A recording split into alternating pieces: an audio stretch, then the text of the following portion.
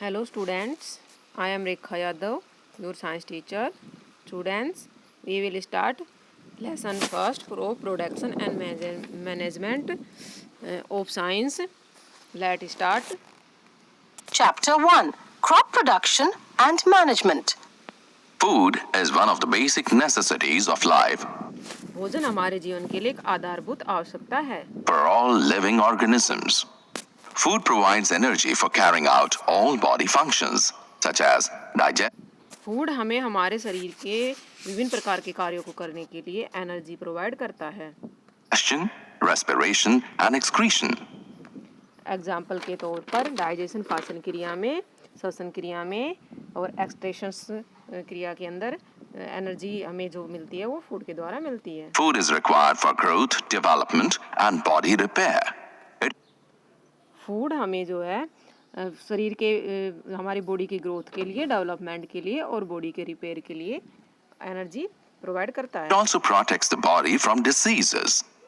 Among all the living organisms, only green plants or autotrophs make the सभी living जीवों के अंदर जो लिविंग ऑर्गेनिजम्स होते हैं उनमें ग्रीन प्लांट ही ऐसे हैं जो अपना फूड जो है स्वयं प्रिपेयर करते हैं. their own food by photosynthesis. Animals and human beings, heterotrophs, depend on plants and other animals for food. We get animals और ह्यूमन जो है अपने फूड के लिए ग्रीन प्लांट्स डिपेंड रहते हैं एंड अदर एनिमल्स पर. our food from plants or animals. Till 10,000 BC, the nomadic people wandered from place to place in search of food and shelter. 10,000 BC के अंदर आदिवासी लोग जो है भोजन की तलाश में एक जगह से दूसरी जगह पर घूमते थे. They ate fruits and raw vegetables of forest plants and hunted animals. वे लोग फ्रूट्स, फलों को, रो वेजिटेबल, कच्ची सब्जियों को खाते थे जंगलों के अंदर और एनिमल्स का जो है शिकार करके उनको अपना भोजन के रूप में ग्रहण करते थे. For food. People learned farming and cultivated wheat, rice, and other food crops. लोगों ने जो है बाद के में लर्निंग फार्मिंग यानी कि कृषि के बारे में सीखा और उसके बाद गेहूं, राइस और अदर फूड्स हैं उनकी कृषि करना सीख लिया. They also domesticated animals to meet their food requirements and do heavy physical work. उसके बाद उन्होंने एनिमल्स को डोमेस्टिक यानी कि पालतू बनाना स्टार्ट कर दिया अपने फूड्स की प्राप्ति के लिए और जो फिजिकली हार्ड वर्क होता है उसमें हेल्प के लिए. This marked a new era in the history of humans. From foods they turned into food producers. इसके बाद जो है हिस्ट्री के अंदर एक नया अध्याय शुरू होता है जिसके अंदर की फूड गैदर्स यानी कि भोजन को एकत्रित करना और फूड प्रोडक्ट यानी कि भोजन का उत्पादन करना स्टार्ट हो जाता है. Agriculture. Agriculture is an applied science that deals with the mass production of plants and animals useful to human beings. Agriculture science एक विज्ञान है जिसके अंदर की एक मास प्रोडक्शन व्यापक रूप से उत्पादन किया जाता है फसली क्रॉप प्लांट्स का, फसल के जो पौधे होते हैं उनका व्यापक स्तर पर उत्पादन किया जाता है. And animals useful to human being. इसके बाद जो है एनिमल्स का यानी कि पशुओं का पालन किया जाता है जो ह्यूमन के लिए यूजफुल रहते हैं. Besides crop production, several other related activities like poultry, fishing and sericulture come within the scope of agriculture. इसके अलावा एग्रीकल्चर के अंदर उसके साथ की कुछ सहायक गतिविधियां होती हैं जिनके अंदर की मछली पालन, रेशम पालन, कीट पालन आदि जो है इसके साथ आते हैं जो कि एग्रीकल्चर में ही सम्मिलित हैं. The population of India is increasing very rapidly. To fulfill the food requirement of such a large population, increased production, proper management and distribution of food is necessary. Bharat की जो है पॉपुलेशन वो काफ़ी व्यापक स्तर पे इंक्रीजिंग यानी कि बढ़ रही है काफ़ी तेज़ी के साथ. तो उनके जो फूड रिक्वायरमेंट है, भोजन की जो आवश्यकता है लार्ज पॉपुलेशन के लिए, इसलिए इनके पूर्ति करने के लिए जो प्रोडक्शन है क्रॉप्स का उसको बढ़ाने की आवश्यकता है जो कि प्रॉपर मैनेजमेंट के द्वारा, ठीक है, उचित व्यवस्था के द्वारा और डिस्ट्रीब्यूशन ऑफ फूड, इसके लिए भोजन का जो डिस्ट्रीब्यूशन है वो आवश्यक है और उसके लिए प्रॉपर मैनेजमेंट की आवश्यकता है. Crop. When plants of the same kind are grown and cultivated at one place on a large scale, it is called a crop. पौधों का सेम काइंड के एक जैसे पौधों का उगाना या और उनका विकास करना एक काफ़ी बड़ी प्लेस के अंदर, काफ़ी लार्ज स्केल के अंदर एक जैसे यानी कि प्लांट्स को उगाना क्रॉप्स कहलाता है। For example, crop of wheat means that all the plants grow in the field are of wheat. The product of cultivated plants is called crop produce. Product of cultivated कृषि का जो उत्पादन होता है प्लांट्सों का क्रॉप प्रोडक्ट्स कहलाता है। India is a very vast country. A rich variety of crops is grown in different parts of the country because the climatic conditions like temperature, humidity, and rainfall vary from one region to another. Despite this diversity, two broad cropping patterns can be identified. These are Bharat एक काफ़ी बड़ा country है, काफ़ी बड़ा देश है। इसके अंदर क्रॉप्स जो होते हैं, फसलें जो उगाई जाती है वो कंट्री के अलग अलग पार्ट्स में अलग अलग वैरायटी की जो फसलें उगाई जाती है, क्योंकि अलग अलग पार्ट के अंदर जो क्लाइमेटिक कंडीशन होती है, जलवायु दशाएं होती है, like temperature, humidity and rainfall, वो हर एक क्षेत्र से दूसरे क्षेत्र में जाने पर चेंज हो जाती है। तो इनके बेसिस पे जो हमारी क्रॉपिंग पैटर्न होता है उसको हम 2 भाग में डिवाइड करते हैं। Kharif crops, Rabi crops. Kharif crops and rabi crops. Kharif crops. The crops that are sown in the rainy season are called Kharif crops. Kharif crops are sown at the beginning of the monsoon season. Kharif crops जो है rainy season के अंदर उगाई जाती है, यानी कि जब वर्षा का मौसम स्टार्ट होता है तो इसकी शुरुआत की जाती है। इसका जो सीजन होता है वो जून जुलाई से स्टार्ट होता है। Is June or July and harvested at the end of the monsoon season. और इसकी कटाई जो है मॉनसून के लास्ट के अंदर सितंबर अक्टूबर में की जाती है। That is September or October. Kharif crops depend on monsoon rains for growth. खरीफ की फसल जो है मानसून की वर्षा के ऊपर डिपेंड करती है। Rice, maize, soybean, groundnut, cotton, jowar, etc. are Kharif crops.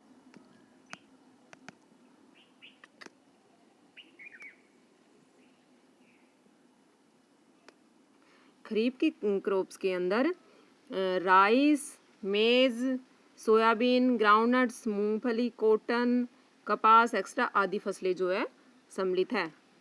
Kharif crops. The crops that are sown in the winter season are called Rabi crops. Rabi crops are sown at the beginning of winter season. रबी की crops जो है winter season जब हमारा होता है उसके starting में बोई जाती है। That is October or November and harvested in March or April. यह अक्टूबर नवंबर में बोई जाती है, उसके बाद मार्च अप्रैल में काट ली जाती है। Rabi crops do not depend on monsoon rains for growth. Wheat, potato, gram, pea, mustard, barley, etc. are Rabi crops. Monsoon के ऊपर डिपेंड नहीं रहती है। रबी की क्रॉप्स में वीट, गेहूं, ग्राम, चना, पी, मटर, मस्टर्ड, सरसों and instead are rabi crops. ये सभी फसलें जो है रबी के अंदर इंक्लूड होती है। Agricultural practices. Agricultural practices are several activities in a particular sequence undertaken by farmers over a period of time to cultivate a good crop. Agricultural practices: preparation of soil, selection and sowing of seeds, plowing, leveling, replenishment of nutrients in the soil, manuring, irrigation, crop protection, harvesting, storage. Agriculture practices के अंदर कुछ क्रियाएं होती है बेटा, कुछ process होती है जो कि लगातार कंटिन्यू चलती है, जिसके अंदर कुछ पॉइंट आते हैं हमारे। स्टार्टिंग में सबसे पहले है प्रिपरेशन ऑफ सोइल, यानी कि सबसे पहले सोइल की तैयारी की जाती है। Second, selection and sowing of seeds, बीजों का जो है सिलेक्शन किया जाता है बोने के लिए। Third, replenishments of nutrition in the soil, manure, soil के अंदर जो न्यूट्रिशंस हैं उनकी तैयारी, उनका उत्पादन किया जाता है।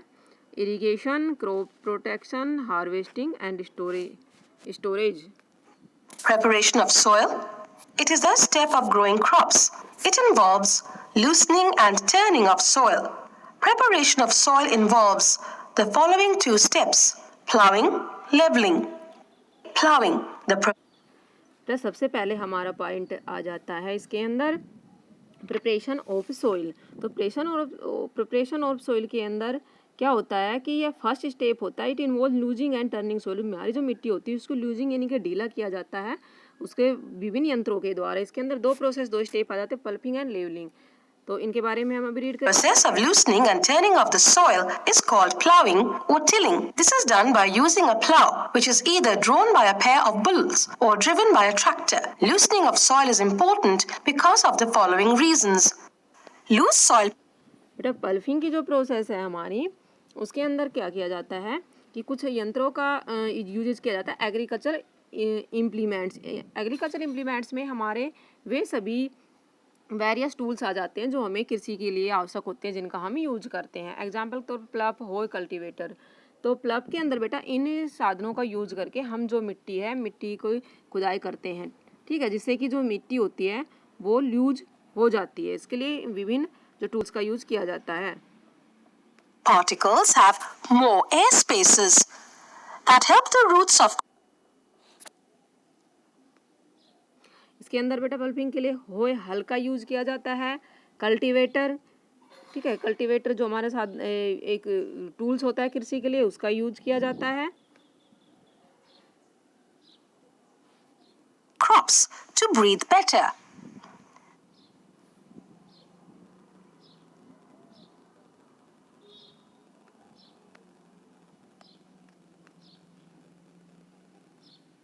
Loose soil particles hold more water for a longer duration.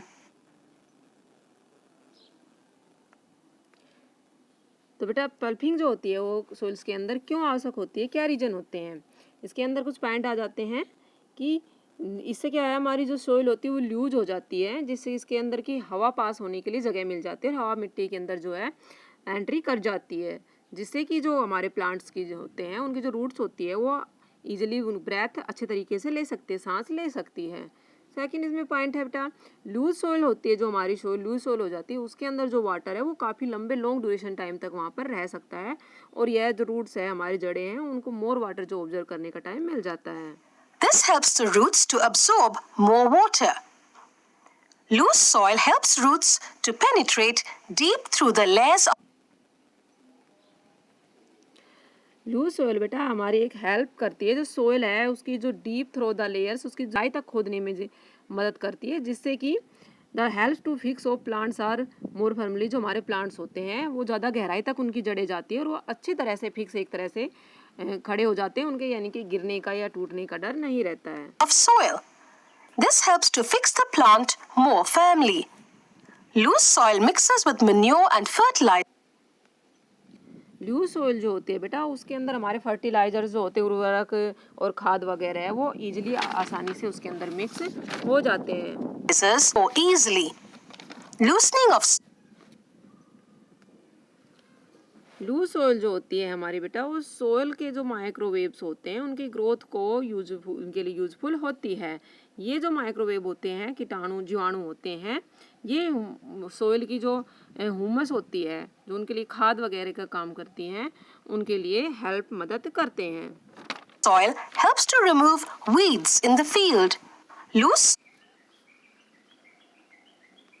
इसी में बेटा नेक्स्ट पॉइंट आता है कि जब हमारी पल्पिंग के ड्यूरिंग जो हमारी सोइल होती है, वो हमारी नीचे की जो मिट्टी होती है वो ऊपर आ जाती है और ऊपर की नीचे चली जाती है। तो इससे क्या होता है कि हमारे प्लांट्स के लिए जो न्यूट्रिएंट होते हैं, जो पोषण तत्व होते हैं, वो इजीली जो है नीचे से ऊपर आ जाते हैं, जो उनकी ग्रोथ में हेल्प करते हैं। Soil promotes the growth of useful soil microbes. These microbes help to add humus to the soil.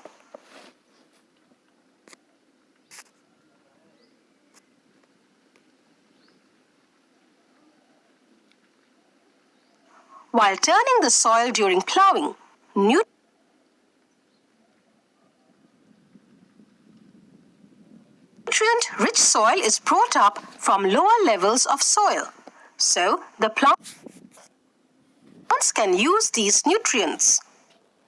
Leveling. After plowing, the plowed land. इसके बाद हो जाता है बेटा हमारा लेवलिंग। लेवलिंग के अंदर क्या होता है? Is leveled and pressed lightly with the help of a wooden plank. इसके अंदर क्या है, एक वुडन लेवलर होता है, लकड़ी का एक लेवल बनाने का फट्टा होता है, जिसकी सहायता से जो फार्मर है, जो हमारी मिट्टी होती है, सोइल होते है, उसको एक समान लेवल पे कर देते हैं। tank or iron leveler. A leveler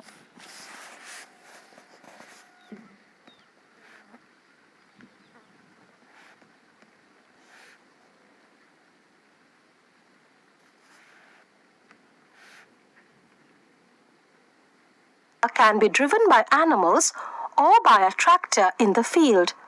Leveling is done for the following reasons. The plowed field may have big pieces of soil called crumbs which need to be crushed. Leveling levelling जो होती है बेटा क्यों और इन किस reason से जो है ज़रूरी होती है कि इसलिए इनका क्या बेनिफिट होता है।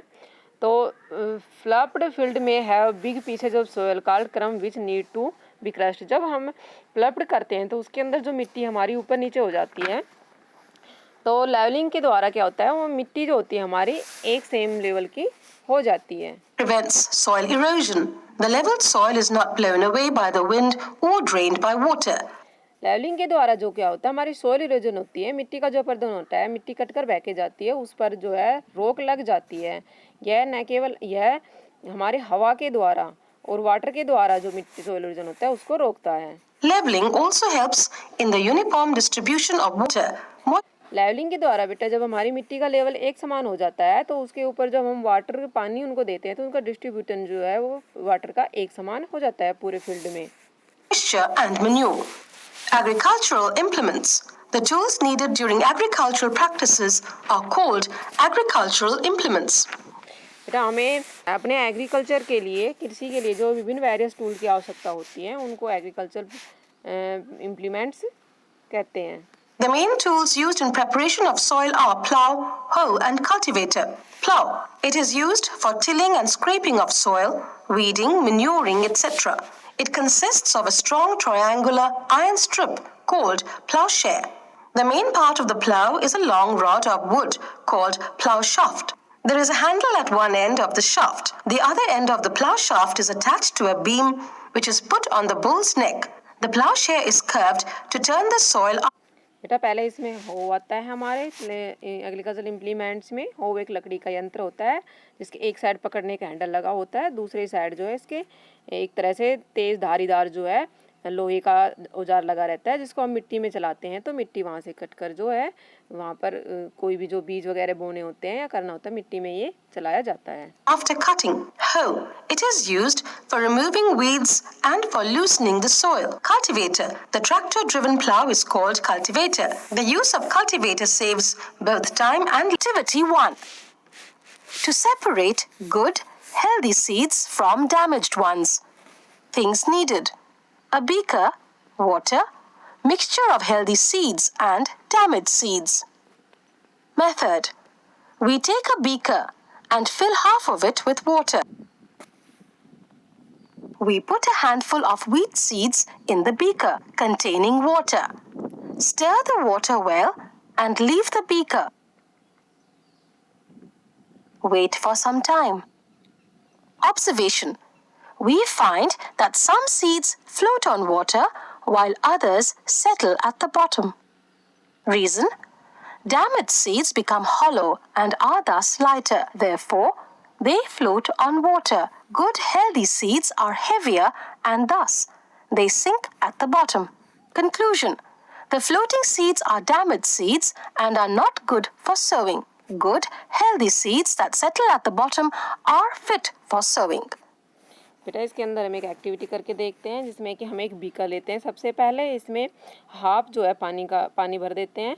उसके बाद जो है हम कुछ वीट सीड्स लेते हैं, गेहूं के बीज लेते हैं और बीकर के अंदर डाल देते हैं। फिर उसके बाद हम पानी का जो बर्तन है बीकर है उसको हिलाते हैं और कुछ देर के लिए उसको छोड़ देते हैं ऐसे वीट। कुछ देर के बाद हम देखते हैं कि उसके अंदर कुछ सीड्स जो है नीचे बैठ गए हैं पानी के अंदर, कुछ जो है पानी के ऊपर तैर रहे हैं।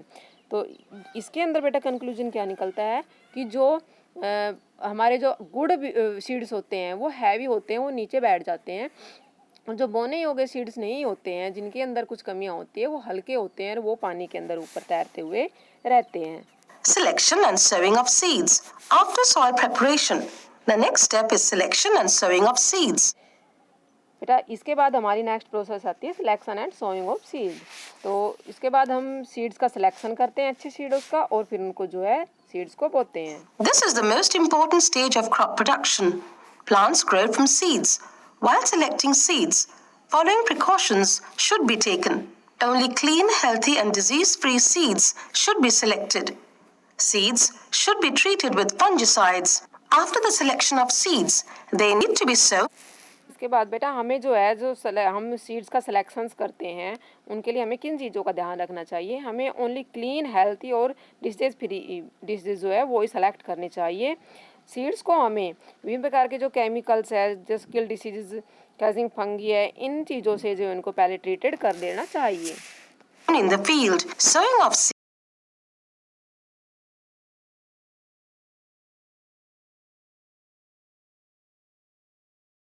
in the field by any of the methods described below.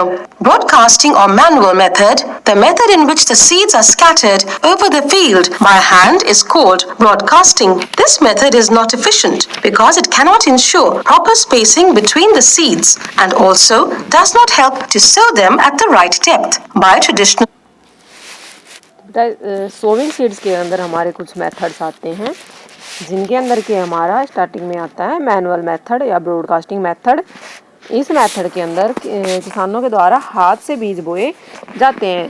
तो यह बीज जो है इफिशिएंट नहीं है, क्योंकि इसके द्वारा जो है बीजों की जो प्रॉपर स्पेसिंग होती है, जो गैप होता है वो प्रॉपर नहीं हो पाता है. कोई बीज के जगह में स्पेस ज़्यादा हो जाता है, किसी में कम हो जाता है. tool. The traditional tool for sowing seeds is shaped like a funnel, having 2 or 3 vertical long tubes with sharp ends. The seeds are filled into the funnel, passed down through the pipes with sharp ends.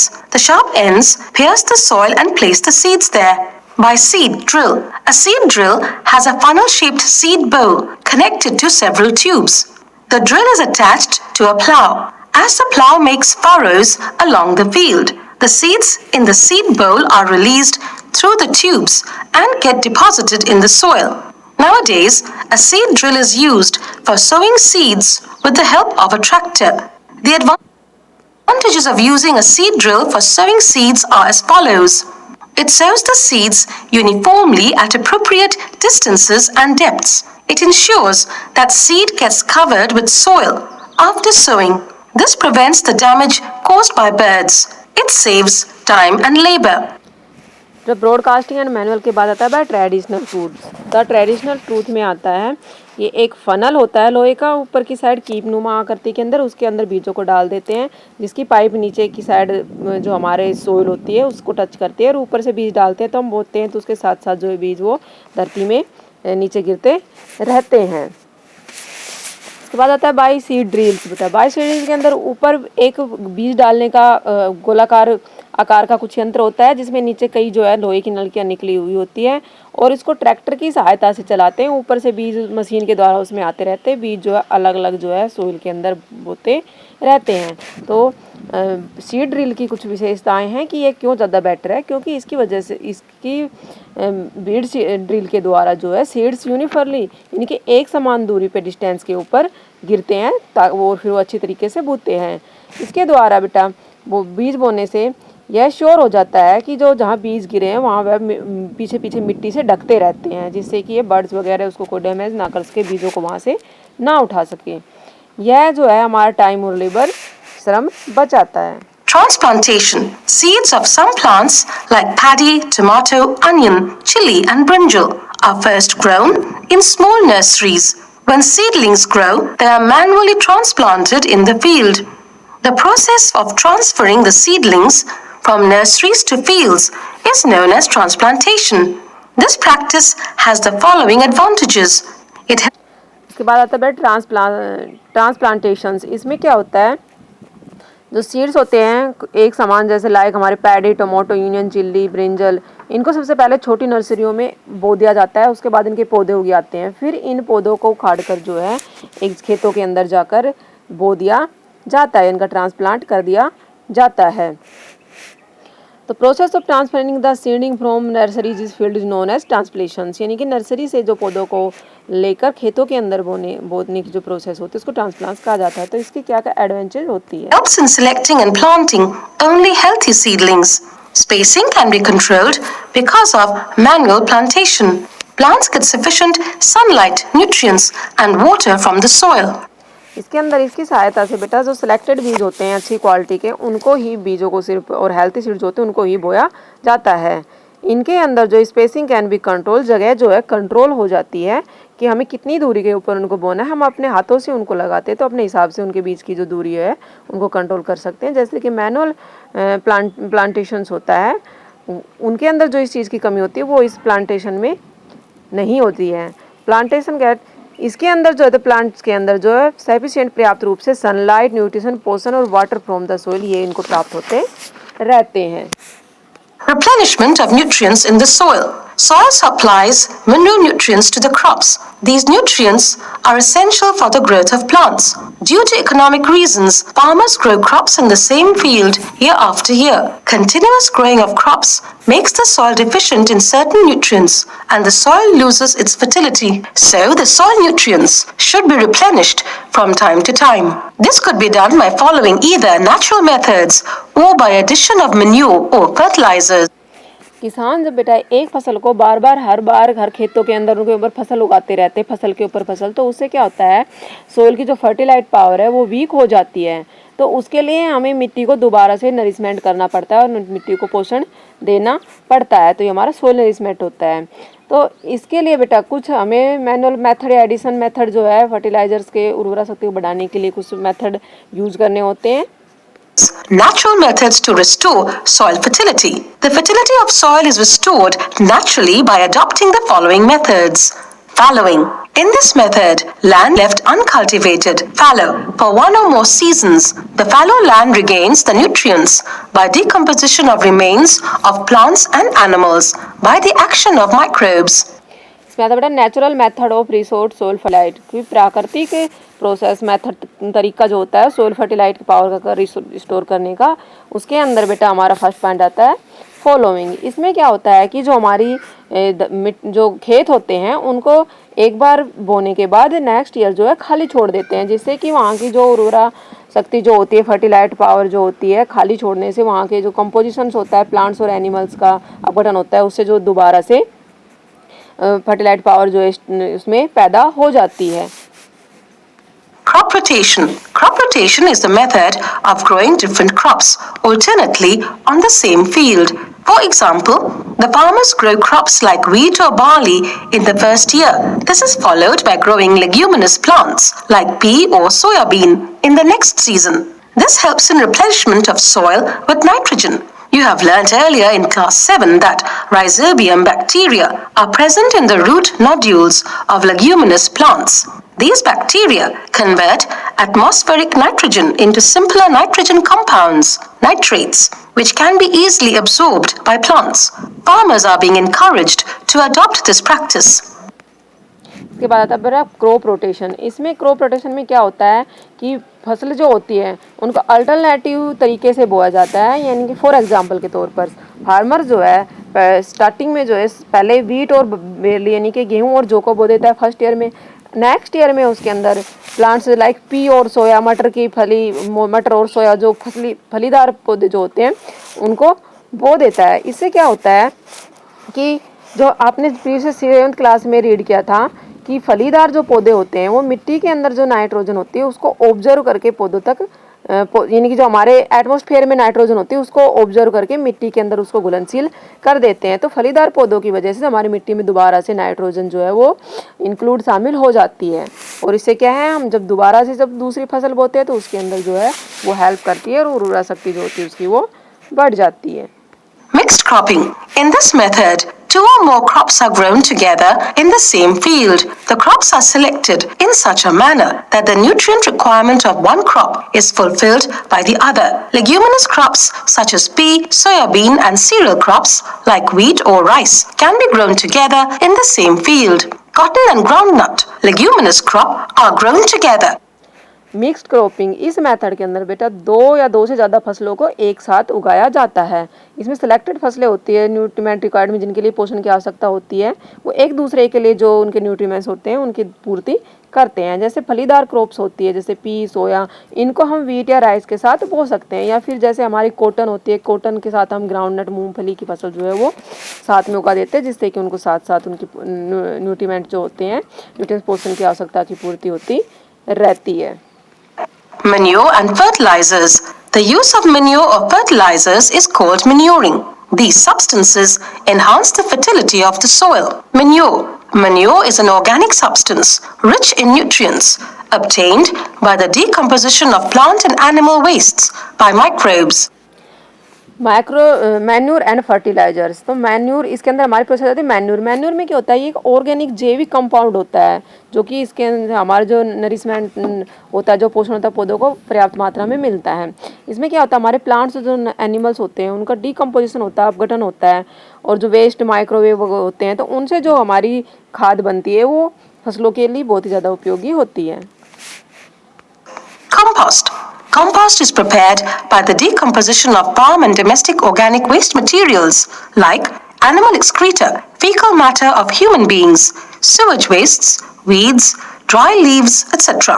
in a compost pit. The process of producing compost is called composting. We may define composting as a biological process in which microbes decompose the organic matter present in organic waste materials to produce manure. Compost is rich in organic nutrients, but not in essential nutrients like nitrogen, phosphorus, and potassium.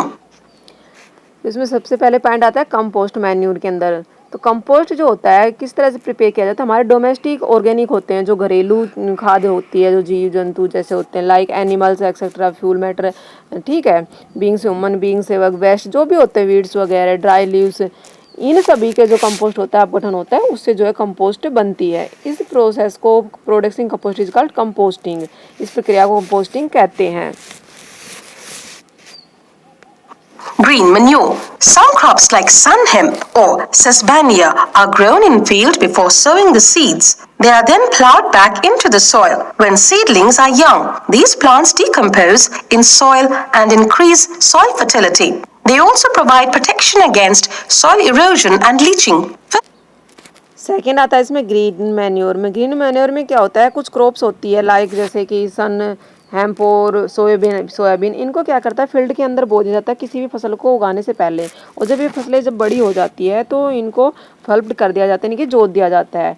इनसे क्या होता है कि हरे पौधे जो है वो मिट्टी के अंदर कंपोस्ट हो जाते हैं और इनसे जो है खाद बन जाती है, जो कि प्रोटेक्शन करते हैं। हमारी नेक्स्ट जो हम फसल बोएंगे उसके लिए जो है नरिशमेंट यानी कि पोषण प्रदान करते हैं। Fertilizers. Fertilizers are human-made chemical substances which are rich in one or more nutrients like nitrogen, N, phosphorus, P, and potassium, K. Fertilizers are produced in factories.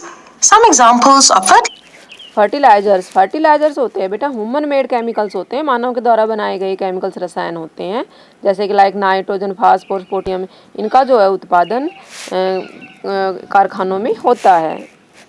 Fertilizers are nitrogenous fertilizers, urea, ammonium sulfate, sodium nitrate, phosphatic fertilizers, superphosphate, ammonium phosphate, potassic fertilizers, potash, potassium sulfate, complex fertilizers, nitrophosphate, urea, ammonium phosphate. Fertilizers are soluble in water and thus are easily absorbed by the plants and increase the crop yield. Fertilizers are usually applied either by spraying, using a sprayer, or through irrigation canals. Advantages. Fertilizer जो होते हैं हमारे water के अंदर घुलनशील होते हैं और पानी में जल्दी घुल जाते हैं, जिससे कि ये इजीली जो है ऑब्जर्व प्लांट्स के अंदर जो है प्लांट्स के द्वारा ऑब्जर्व कर लिए जाते हैं, और जिससे कि जो है प्लांट्स और क्रॉप तेजी से इनकी वृद्धि होती है, इनका पोषण होता है। और फर्टिलाइजर से सामान्य रूप से स्प्रिंग के द्वारा इरिगेशन की जाती है, जो उनमें मिलाकर जो यूज किए जाते हैं। Of manure. The organic manure is considered better than fertilizers. This is because it enhances the water-holding capacity of the soil, makes the soil porous, which makes exchange of gases easy, increases the number of soil-friendly microbes, improves the texture of the soil, adds humus to the soil, is not expensive, and can be easily prepared from the wastes in the farm, does not cause water pollution. Manure जो होते हैं advantage of manure बेटा, ये जो organic manure fertiliser से better कैसे होते हैं? जिसमें कुछ पॉइंट दिए गए हैं कि ये जो है water holding capacity of the soil, soil की जो पानी को एब्जॉर्ब करने की जो क्षमता होती है पानी के अंदर अपने अंदर, वो ज़्यादा बढ़ जाती है इनसे। तो सेकंड पॉइंट है ये जो है makes exchange the gases easy, इनके यूज करने से सोल के अंदर जो गैसों का एक्सचेंज होता है, आदान प्रदान होता है, वो इजीली हो जाता है। सेकंड है ये जो increase the number of soil friendly microwave, ये हमारे जो सोयल है उसके अंदर जो मिट्टी के लिए हमारे उपयोगी जो जीवाणु कीटाणु होते हैं उनकी संख्या को बढ़ा देते हैं। नेक्स्ट है ये हमारी जो मिट्टी है उसके टेक्सचर संरचना में इम्प्रूव करते हैं। ये नॉट एक्सपेंसिव, ज़्यादा महंगे भी नहीं होते हैं और easily prepared from waste in the farm, खेत के अंदर जो वेस्टेज होते हैं उनके द्वारा आसानी से तैयार किए जा सकते हैं और इनके द्वारा किसी भी तरह का कोई वाटर पोल्यूशन नहीं होता है। Agriculture depends greatly on the chemical fertilizers. Excessive use of fertilizers greatly increases the crop yield, but when fertilizers get washed off through irrigation and rainfall, they reach the water bodies like rivers and lakes. This causes water pollution. The polluted water is unfit for human consumption. It even kills the aquatic animals, such as fishes. Fertilizers are non-biodegradable, thus also cause soil pollution. To maintain the fertility of the soil, excess use of fertilizers should be avoided and use of manure should be promoted. बेटा हमारे जो fertilisers होते हैं उनकी कुछ disadvantage दी गई है कि हमारे जो मॉडर्न एग्रीकल्चर है उस वो जो है हमें एक रूप से व्यापक स्तर पर हमारे केमिकल फर्टिलाइजर उस पर ही डिपेंड करती है, यानी कि हमारी मॉडर्न एग्रीकल्चर में इनका अधिक से अधिक यूज़ किया जाता है। लेकिन हमारे जो फर्टिलाइजर्स है, जो उर्वरक होते हैं, ये हमारी फसल को जो है काफ़ी संख्या में, काफ़ी मात्रा में वे इनको इंक्रीज करते हैं, बढ़ाते भी हैं, यानी कि फसलों का उत्पादन अधिक करते हैं। लेकिन इसके बाद ही साथ ही इसके कुछ नुकसान भी होते हैं बेटा। क्यों? क्योंकि जब हमारी वास्ट इरिगेशन सिंचाई और जब रेनफॉल वर्षा आती है तो उसके साथ जो है ये केमिकल्स बह जाते हैं और बहकर जो हमारे पानी के जो स्रोत होते हैं उनके अंदर लाइक रिवर्स एंड लेक्स उनमें चले जाते हैं, जिससे कि वाटर पोल्यूशन होता है। और ये पॉपुलेटेड वाटर जो होता है ये जब मानव इसको यूज़ करता है इस पानी को, तो उसके लिए जो ये अनफिट रहते हैं, यानी कि उनके लिए नुकसानदायक रहते हैं। इसके अलावा ये पानी में रहने वाले जो एक्वेटिक एनिमल्स होते हैं, जलीय जानवर होते हैं, उनके लिए भी उनकी वजह से ये मर जाते हैं। इसके अलावा बेटा ये आल्सो एक्सेस सोयल पोल्यूशन, ये जो है मिट्टी का पोल्यूशन भी बढ़ाते हैं। ठीक है। To maintain the fertility of the soil, ये सोयल की फर्टिलिटी उर्वरा शक्ति को तो मेंटेन करते हैं, लेकिन इसके साथ ही बेटा हमें इनको जो है एक्सेस यूजेज ऑफ इसका ज़रूरत से ज़्यादा जो फर्टिलाइजेड का यूज जो अवॉइड करना चाहिए। इसके साथ ही हमें मैन्यूर भी प्रमोटेड, जो जैविक जो खाद होते हैं, प्राकृतिक खाद, उनको अधिक से अधिक यूज करने को हमें इसका प्रमोट करना चाहिए। Irrigation. Water is one of the most vital substances that supports life of living organisms such as plants, animals, and humans. Plants need water for their survival because of the following reasons. इसके बाद आता है बेटा irrigation. तो irrigation एक जो है हमारी मोस्ट सब्सटेंस एक आधारभूत ज़रूरत होती है किसी की लाइफ को सपोर्ट, जीवन को चलाने के लिए। ठीक है। तो plants contain nearly 90% water, still they need water for their survival because of the following. जो हमारे प्लांट्स होते हैं उनकी 90% की जो है एक तरह से वाटर के ऊपर डिपेंड रहते हैं, उनकी आवश्यकता वाटर पे डिपेंड रहती है। तो किन रीजन से? Water is important for proper growth and development of flowers, fruits, and seeds of plants. Water is absorbed by the plant roots. Along with water, minerals and fertilizers are also absorbed. Water is essential for germination of seeds. Water is essential for carrying out the process of photosynthesis to make food. Water dissolves nutrients, which are transported to each part of the plant. तो water की आवश्यकता हमें पौधों के लिए क्यों आवश्यक होती है कि वाटर जो है बेटा एक तरह से पौधों के ग्रोथ के लिए, विकास के लिए, उनके डेवलपमेंट के लिए, पौधों के जो पार्ट्स होते हैं जैसे फ्लावर, फ्रूट, सीड्स, उनकी ग्रोथ के लिए आवश्यक होता है। इसके अलावा वाटर जो है रूट्स के द्वारा ऑब्जर्व किया जाता है और along with water minerals and fertilizer also observe. Water के साथ साथ जो हमारी सोइल के अंदर मिल उर्वरक होते हैं ये भी जो है पौधे के द्वारा ऑब्जर्व किए जाते हैं। इसके साथ ही वाटर जो है पौधों के जर्मिनेशन यानी कि उनके अंकुरण के लिए आवश्यक होता है। इसके अलावा बेटा वाटर जो होता है ये हमारे जो पौधों के अंदर फूड प्रिपेयर करने की जो प्रोसेस होती है फोटोसिंथेसिस, उसके अंदर भी ये जरूरी होता है। नेक्स्ट पॉइंट है हमारा वाटर जो है पौधों के अंदर जो नरिशमेंट होता है, जो पोषण होता है, उनको उसके एक पार्ट से दूसरे पार्ट के अंदर जो ट्रांसपोर्ट करता है। इसके अलावा वाटर जो है क्रॉप्स को पाले से और जो गर्म हवा होती है उससे भी बचाव करता है। Water also protects the crop from both frost and hot air currents. Therefore, supply of water to crops at regular intervals is very important in crop production. Rainfall is one of the main sources of water for crops. Since rainfall, monsoon, is not always dependable, therefore, crop yield fluctuates. When there is timely monsoon, there is a good harvest. If there is a drought, farmers harvest little or no crop. It is therefore essential that farmers should have other ways of supplying water to the crop fields. Watering of crop plants at different intervals through sources other than rain is called irrigation. The time and frequency of irrigation depend on the following three factors. Nature of crop plants. बेटा water जो होता है crops plants जो होते हैं हमारे जो फसलें होती हैं उनको रेगुलर इंटरवल्स के बाद जो है वाटर की जो सप्लाई की जाती है वो देन रेन इज कॉल्ड, यानी कि वर्षा के साथ ही जो हमें वर्षा के अलावा जो पानी की ज़रूरत होती है उनको क्रॉप्स को एक नियमित रूप से दिया जाता है, वो कॉल्ड इरीगेशन सिंचाई कहलाता है।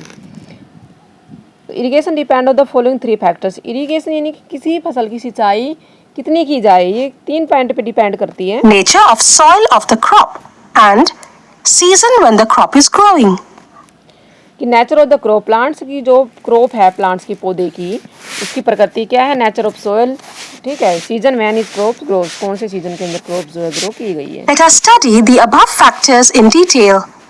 Crop-based irrigation. Some crop plants require more water while others need less water. For example, rice crop requires standing water and requires continuous water supply, whereas other crops such as wheat, cotton, etc. तो first point है इसमें बेटा crop based irrigation, यानी कि हमें irrigation की आवश्यकता crop की जो प्रकृति है उसके ऊपर डिपेंड करती है कि क्रॉप किस प्रकार की है। जैसे एग्जांपल अगर हम राइस को ले तो राइस को जो है अधिक वाटर की ज़रूरत हो रही है, इरीगेशन की आवश्यकता होती है कंटिन्यू, और अधिक पानी की आवश्यकता होती है तो इसका अधिक इरीगेशन की ज़रूरत पड़ती है। जबकि हमारी कुछ फसलें जैसे कि वीट, गेहूँ और कॉटन कपास हो गए, इनको जो है कम पानी की आवश्यकता पड़ती है। Require less water, soil-based irrigation. Irrigation also depends on the nature of the soil in which crop is grown. Sandy soil needs more frequent irrigation due to its poor water retaining capacity. Clay soil needs less frequent irrigation due to its good water retaining capacity. इसके अलावा बेटा soil based irrigation, यानी कि soil की जो प्रकृति होती है मिट्टी की वो भी जो है इरीगेशन उसके ऊपर भी डिपेंड करती है। जैसे कि हमारे अगर सैंडी सोइल है, रेगिस्तानी मिट्टी है, बलुआ मिट्टी है, तो उसको जो है ज़्यादा इरीगेशन की आवश्यकता होती है क्योंकि इसकी जो पानी रिटेनिंग की, वाटर रिटेनिंग की जो कैपेसिटी, क्षमता पानी ग्रहण करने की, ऑब्जर्व करने की, वो कम होती है। इसके अलावा जो क्ले मिट्टी होती है बेटा, चिकनी मिट्टी जो होती है, दोमट मिट्टी होती है, इसको जो है कम पानी की सिंचाई की आवश्यकता होती है। Season-based irrigation. In summers, the frequency of irrigation has to be increased. It is due to the increased rate of evaporation of water from the soil and the leaves. इसके अलावा बेटा सीजन बेस्ड इरीगेशन की कोई फसल जो किस season में उगाई जा रही है ये भी किसी के लिए सिंचाई के लिए एक तरह से डिपेंड होता है। ये पॉइंट भी कि जैसे समर के अंदर जो फसल हम उगाते हैं उसके लिए जो है अधिक इरीगेशन की अधिक सिंचाई की आवश्यकता होती है क्योंकि इसके अंदर जो सोइल और जो लीव्स होती है वो पानी का जो वाष्पीकरण कर रहा है वो ज़्यादा करती है पत्तियों के द्वारा, तो उन्हें अधिक पानी की आवश्यकता होती है। Sources of irrigation. The sources of irrigation are wells, tube wells, ponds, lakes, rivers, dams, tanks, and canals. Traditional methods of irrigation. The water available in wells, lakes, and canals is lifted up by different methods in different regions for taking it to the crop fields. cattle or human labor is used in these methods. So, these methods are cheaper but less efficient. The various traditional ways are moat, pulley system. अब next point आ जाता है बेटा हमारा sources of irrigation, सिंचाई के स्रोत। तो सिंचाई के जो स्रोत है वो वेल्स, ट्यूब, कुएं, pond, lake, river, dams, tank, canals आदि आ जाते हैं। इसमें पॉइंट आता है ट्रेडिशनल मेथड ऑफ इरिगेशन, सिंचाई के जो पारंपरिक मेथड है उनमें क्या आता है हमारा वेल्स, लेक्स एंड कैनल्स, ठीक है, जिनके अंदर की सिंचाई के लिए जो है खेतों में जो पानी दिया जाता है different region of the country, हमारी कंट्री के विभिन्न जो क्षेत्र हैं वहाँ पर इस जो मेथड का यूज़ किया जाता है। इसके अंदर कैटल और जो ह्यूमन लेबर होती है, मानव श्रम होती है, उसका यूज़ किया जाता है, इसलिए जो ये है सस्ता होता है बट ये कम प्रभावकारी होता है। इसके अलावा कुछ वेरियस ट्रेडिशनल वे है मेथड के, जैसे मोस्ट पुले सिस्टम, चैन पंप, चेन पंप, डेकली, राहत, Persian wheel. Modern methods of irrigation. The modern methods used for irrigation are as follows. Drip system, sprinkler system. Let us discuss each in detail. Drip system. In this system, इसके आगे बताता है कि हमारे देश के अंदर जो हम कॉमनली सामान्य रूप से जो इरिगेशन के साधनों का यूज़ करते हैं उनके अंदर स्प्रिंकल्स, पंप्स, ड्रिप सिस्टम ये आते हैं। holes and pipes allow water to fall drop by drop, just at the position of the roots. Water is not wasted at all. This system also saves water loss due to evaporation. It is a boon in regions where less water is available. Sprinkler system. To ensure that the plants get just the right amount of water, it can be sprayed on them using sprinklers. The perpendicular pipes having rotating nozzles on top are called sprinklers. The sprinklers are joined to the main pipeline at regular intervals. Pumps are fitted in this system for lifting water. Protection from weeds. The unwanted plants which grow along with a cultivated main crop in a field are called weeds. Some common weeds found in India include amaranthus, chaulai, convolvulus, curry, chenopodium, atua, acaranthus, lagera. Weeds harm crops in the following ways. इनके अलावा बेटा crop protection हमारा point आ जाता है, जिसके अंदर कि हमारी जो फसलें होती हैं उनके अंदर हार्मफुल वीड्स जो होते हैं वो गिर जाते हैं, जिनसे कि अनवांछित जो फसल पौधे होते हैं वो उगाते हैं। जैसे कि हमारे खेतों में बथुआ, चौलाई एक्सेट्रा आदि जो पौधे होते हैं अनवांटेड वो उगाते हैं, ठीक है।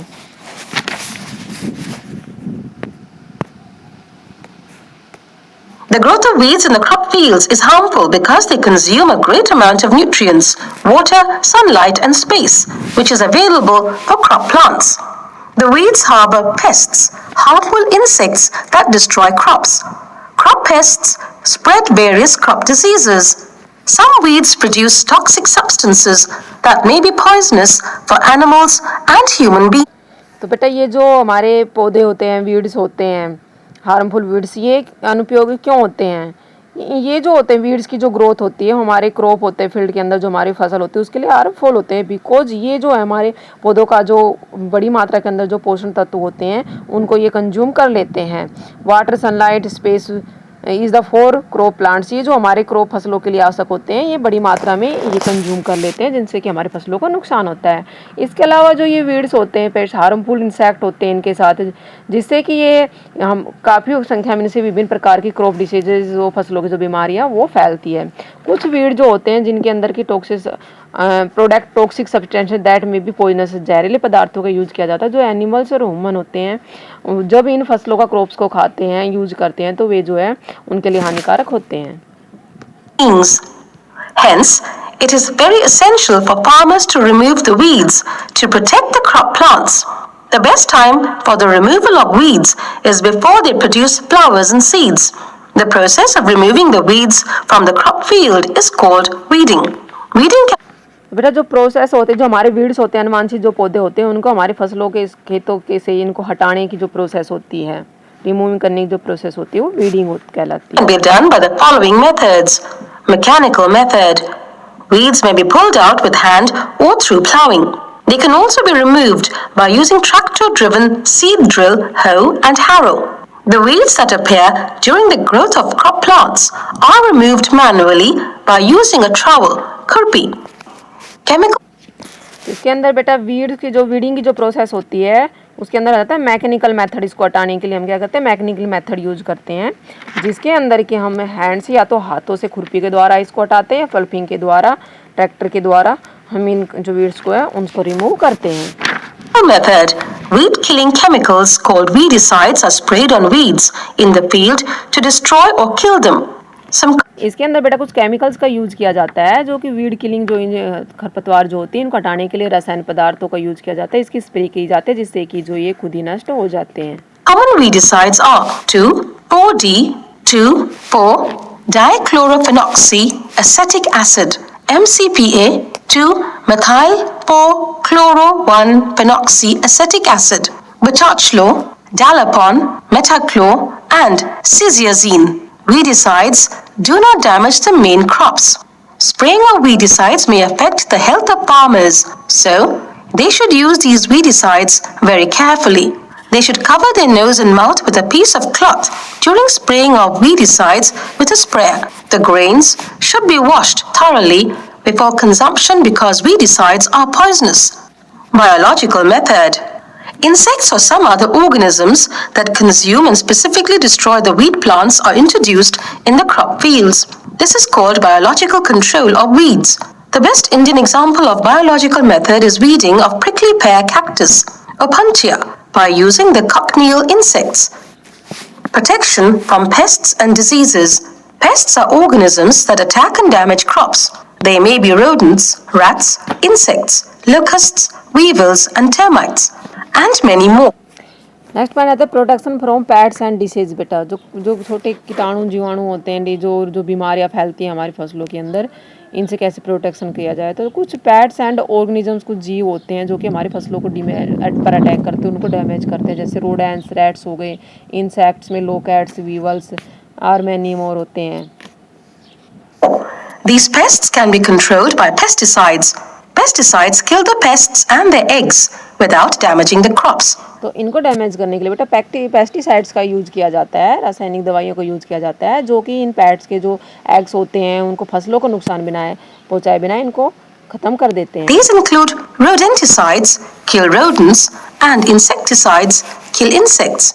They must be sprayed manually by hand-operated machines or low-flying aircrafts if fields are large. Some common insecticides are BHC, commonly called Tamaxine, Malathion, and Deciston. Plants are also damaged by diseases caused by certain pathogens like bacteria, fungi, and viruses. These diseases इसके अलावा बेटा जो plants होते हैं हमारे, कुछ उनके अंदर कुछ बीमारियों की वजह से उनको नुकसान पहुंचाता है, जैसे कि pathogens like bacteria, fungi and virus, ये भी हमारे जो प्लांट्स हैं उनको नुकसान पहुंचाते हैं। spread from one plant to another through air, soil, and insects. Sometimes ये बीमारियां हमारी एयर, सोइल और इंसेक्ट द्वारा वन प्लांट से दूसरे प्लांट में ट्रांसफर होती रहती हैं। the spreading of disease becomes so drastic that a huge vegetation completely gets damaged. Some plant diseases are rust and smut of wheat, caused by fungi, blight of potato, caused by fungus, and wilt disease, caused by bacterium. To protect the crop plants from pathogens, pesticides, etc., bactericides against bacteria, fungicides against fungi, larvicide against larvae are used. The modern-day agricultural practices use huge amount of pesticides, which is very dangerous for humans and other animals. बेटा modern days के अंदर, हमारे आधुनिक समय के अंदर agriculture जो pesticides के अंदर काफ़ी हग अमाउंट, काफ़ी बड़ी संख्या के अंदर जो पेस्टिसाइड होते हैं, रसायन होते हैं, उनका यूज किया जाता है जो कि बहुत ही ज़्यादा खतरनाक, डेंजरस होते हैं for human and other animals के लिए। These pesticides usually get mixed with the soil particles, get dissolved in soil water, and are absorbed by the plants. When we consume fruits, leaves, seeds, etc. of these plants, the pesticides enter our bodies and cause diseases. बेटा ये जो particles होते हैं, ये जो pesticides होते हैं, ये हमारी मिट्टी के अंदर जो मिक्स हो जाते हैं, सोइल के अंदर मिक्स हो जाते हैं, और ये हमारे फिर मिट्टी से जो है वाटर के थ्रू हमारे जो प्लांट्स होते हैं उनके अंदर जो है पूरे में फैल जाते हैं, वो उनको ऑब्जर्व कर लेते हैं। फिर जब इन प्लांट्स के हम फ्रूट्स, लीव, सीड्स जो होते हैं एक्स्ट्रा, जब हम इनका यूज़ करते हैं उमर का, तो ये हमारी बॉडीज़ के अंदर एंट्री कर जाते हैं और इसकी वजह से विभिन्न प्रकार की जो बीमारियाँ वो फैलती है। It usually takes 3 to 4 months for a cereal crop to mature. The process of cutting and gathering of crop after its maturation is called harvesting. इसके बाद अब पॉइंट आता है हमारा 6 हार्वेस्टिंग, ठीक है, यानी कि फसलों को काटना। यानी किसी फसलों को बेटा बोने के बाद 3 या 4 महीने के बाद जो है अनाज फसलें जो पक जाती है, फिर इनके जो कटिंग की जो प्रोसेस होती है, उनको गैदरिंग इकट्ठा करना होता है, ये पूरी जो प्रोसेस होती है ये हार्वेस्टिंग कहलाती है। Once the crop matures, it is harvested, cut and gathered. In harvesting, crops are pulled out or cut close to the ground. Harvesting in our country is either done manually by sickle or by a machine called harvester. After the एक तरह से in harvesting जो countries either manually by sickle और by machine called, जो हमारी फसल होती है बेटा उसको मशीनों के द्वारा कटाई की जाती है, उसको हार्वेस्टिंग कहते हैं। crop is harvested, the grains are separated from the chaff by a process called threshing. इसके बाद फसलों के बेटा जो हार्वेस्ट के जो अनाज के दाने होते हैं उनको उनकी फसल के जो भूसा होते हैं उसे अलग करने की प्रोसेस जो है वो थ्रेशिंग होती है। This can be done manually by striking the crop against a hard surface or by making farm animals trample the crop. A machine called thresher is also used for threshing. In large farms, a machine called combine is used. A combine machine performs a dual job as a harvester for harvesting and a thresher for इसके अलावा बेटा हमारी फसलों के अंदर खेतों के अंदर कॉम्बाइन मशीन का यूज किया जाता है। कॉम्बाइन मशीन क्या होती है, डबल काम करती है कि ये फसलों की कटाई भी करती है, हार्वेस्टर का काम भी करती है, इसके साथ ही थ्रेशर यानी कि फसलों से अनाज निकालने की जो प्रक्रिया होती है उसको भी पूरा करती है। threshing. The grains separated by the above method need to be winnowed. Winnowing helps in the separation of the grains from the husk. The grains, being heavier, fall straight to the ground, while the light husk and hay are blown a little farther away by the wind. Winnowing is also done by a machine called winnowing machine. इसके अलावा बेटा जो grains होते हैं, अनाज होते हैं, उनको जो सेपरेट किया जाता है वो भूसे से, इसका एक मेथड होता है जिसको कि विनोड के कहते हैं। विनोविंग के अंदर क्या होता है कि हवा के द्वारा ग्रेन्स जो होते हैं उनको हंस उनके भूसे से अलग किया जाता है, नहीं हवा के अंदर उनको बरसाया जाता है। ग्रेन्स जो है वो वजन में ज़्यादा होते हैं, हैवी होते हैं, तो नीचे ग्राउंड में गिर जाते हैं, और जो उनका हस्क होता है भूसा वो हवा के में जो है वो ऊपर उड़ जाता है। इसके साथ ही विनोविंग के लिए एक मशीन का यूज किया जाता है जिसके विनोविंग मशीन कहलाती है। मशीन के द्वारा भी यानी कि इनको अलग किया जाता है। Storage. Proper storage of food grains is necessary to get regular supply of food products throughout the year. This is because proper storage protects the food grains and other agricultural products from pests, rodents, and other microbes. Due to improper storage, more than 10% of crop produce is spoiled in India. इसके बाद बेटा हमारा जो food होता है, food grains होते हैं, अनाज होते हैं, उनको प्रॉपर स्टोरेज की आवश्यकता होती है ताकि उनकी जो रेगुलर सप्लाई फूड प्रोडक्ट की लोगों तक एक ईयर के बाद भी प्रॉपर जो है हम लोगों तक उसको पहुंचा सके। तो इनको प्रॉपर स्टेज के लिए फूड ग्रेन्स को एंड अदर एग्रीकल्चर प्रोडक्ट्स जो भी दूसरे एग्रीकल्चर कृषि के जो उत्पादन होते हैं उनको पेस्ट से, कीटाणुओं से, रोडेंट्स, चूहों आदि माइक्रोवेव जीवाणु से बचाने के लिए इनके जो है प्रॉपर स्टोरेज की आवश्यकता होती है। कम से कम हमारे इंडिया के अंदर बेटा, ठीक है, हर वर्ष जो 10% जो ग्रेन्स होता है, अनाज होता है, वो इम्प्रॉपर स्टोरेज की वजह से जो है वो खराब हो जाता है क्योंकि उनके अच्छे तरीके से स्टोरेज भंडारण नहीं हो पाता है, इसलिए वो खराब हो जाता है। The harvested crop grains have more moisture content, so before storing them, the grains are properly dried in the sun to reduce the moisture content. On a commercial scale, however, mechanical dryers with hot blowing air are used. This prevents the attack by insects, pests, bacteria and fungi. इसके अलावा जो harvest crop होती है हमारी, उसके अंदर नमी होती है, तो उस नमी को हम स्टोर करने से पहले हमारे ग्रेन्स को जो है सूर्य के प्रकाश के अंदर ड्रायर यानी कि सुखा लेना चाहिए, जिससे कि इनकी जो मॉइस्चराइजर नमी है जो वो बिल्कुल ही ख़त्म हो जाए। इसके लिए यानी मैकेनिकल ड्रायर का यूज़ भी किया जाता है जिससे कि इनसे कि इनके अंदर इंसेक्ट, पैट्स और बैक्टीरिया, फंगी वगैरह जो वो नहीं लगते हैं। Dried food grains are then stored in suitable storage containers. On a small scale, farmers store grains in jute bags or metallic bins. इसके लिए बेटा जो हमारे फूड ग्रेन्स है इसको स्टोर करने के लिए हमें स्टोरेज कंटेनर्स की प्रॉपर यूज करने चाहिए। जैसे स्मॉल छोटे स्तर पर अगर फार्मर्स ग्रेन्स को स्टोर करते हैं तो इनके लिए जूट के बैग्स और मेटेलिक बीन्स जो होते हैं उनका प्रयोग करते हैं।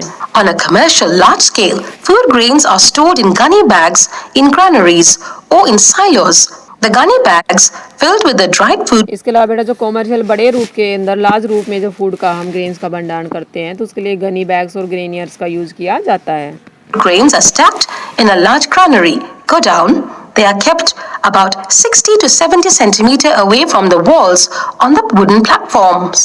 These platforms are about 10 to 15 centimeter above the ground so that they do not get spoiled due to moisture. Pathways called alleys are provided between the stacks of grain-filled bags for periodic inspection, spraying and fumigation.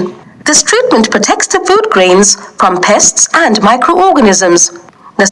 इसके अलावा बेटा जब हम इनके अनाज का भंडारण करते हैं, इनको स्टोरेज करते हैं तो इनको जो कंटेनर में हम बड़े बड़े कंटेनर उनमें भर के जब रखते हैं हम, ठीक है, तो वहाँ पर गोडाउन के अंदर जब इनको रखते हैं तो इनकी नीचे की सतह से और दीवार के पास की जो दूरी होती है उनको टच नहीं होना देना चाहिए, उनसे गैप बनाकर रखना चाहिए ताकि जो उनकी जो नीचे की और जो दीवार की वॉल्स की जो नमी होती है वो उनके पास ना पहुँच पाए और जो हमारा अनाज है वो खराब ना हो पाए। Silos are big and tall cylindrical structures. They store different stocks of food items at different levels. Each level has an opening through which grains can be taken out when required to ensure the availability of food grains throughout the year at every place in the country.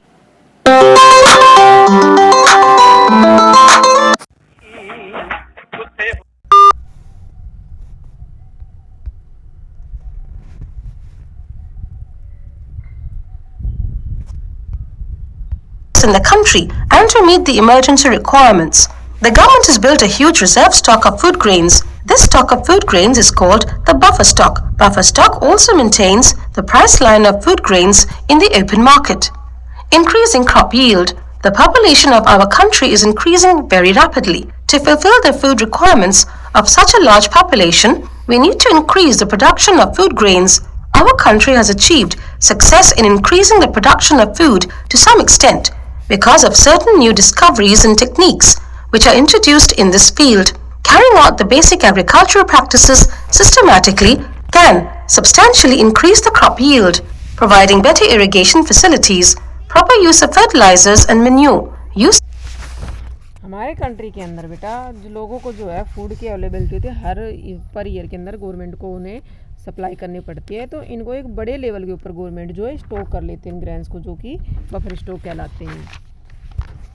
Natural methods of replenishing nutrients in soil using suitable methods of protection from weeds, pests and diseases and use of advanced agricultural implements may improve the crop yield. Use of better crop varieties can increase the crop yield. Better crop varieties having disease resistance and higher yield can be developed through plant breeding. Plant breeding is a technique through which scientists control the reproduction in plants to get the desired offspring. Hybridization. Hybridization is a technique used for developing new varieties of crops by crossbreeding two different varieties. The new variety hybrid contains the desired characteristics. Hybridization होता है बेटा, hybridisation के अंदर किया जाता है कि एक टेक्निक के द्वारा न्यू वैरायटी की जो क्रॉप्स है उसका डेवलपमेंट किया जाता है। इसमें क्रॉप ब्राइडिंग की जाती है, यानी कि टू डिफरेंट वैरायटी की जो फसलें होती हैं इनको आपस में क्रॉप्स करके एक न्यू वैरायटी बनाई जाती है। Of both the parents. For hybridization, one plant is selected as male and the other one as female. The anthers of female plant are removed at the bud stage to prevent self-pollination. This process is called emasculation. Then hybridization के अंदर हमें plants को एक select करते हैं, mail plants को, दूसरे को फीमेल को, और इन दोनों प्लांटों को रिमेड द बर्ड स्टोरेज आपस में क्रॉस करवाते इस प्रोसेस को जो है इम्यूलेशन कहलाते हैं। The pollens of male plant are dusted on the stigma of emasculated flower. Once the process of pollination is done, the male and female gametes fuse and produce hybrid seeds which contain the characteristics of both the male and female plants. For example, to get a variety having higher yield and disease resistance, scientists select two plants, one having a higher yield and the other having disease resistance. This seed is called stock of new variety. Green revolution. There has been tremendous increase in the production of wheat crop in India during the last 30 years. This is called Green Revolution. India के अंदर जो है पिछले 30 सालों के अंदर crop जो हमारी फसलें होती हैं उनके प्रोडक्शन को बढ़ाने के लिए कुछ टेक्निक का यूज़ किया गया था। उनके प्रोडक्शन उत्पादन में काफ़ी उसके अंदर संख्या में जो वृद्धि की गई थी काफ़ी मात्रा में, तो ये ग्रीन रेवोल्यूशन कहते हैं।